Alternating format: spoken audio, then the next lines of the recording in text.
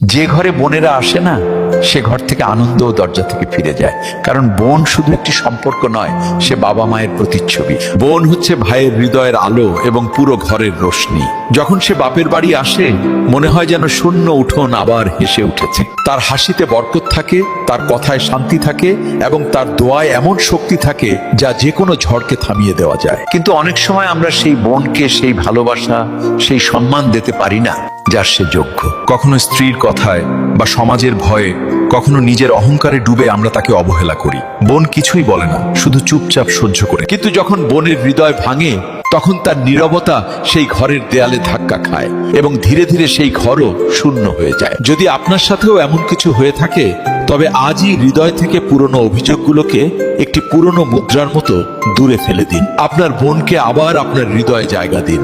তারপর দেখবেন ৩-৪ মাসেরই মধ্যেই আপনার ঘর আবার হেসে উঠবে, সমস্ত আনন্দ ফিরে আসবে এবং আপনার হৃদয়ও শান্তি পাবে। একবার চেষ্টা করেই দেখুন, বোনের ভালোবাসায় সৃষ্টিকর্তার রহমত লুকিয়ে থাকে। আর যদি এই কথাগুলো আপনার কাছে সত্যি মনে হয়, তবে এই ভিডিও শেয়ার করুন, যাতে অন্য কোনো বোনও আবারও হাসতে পারে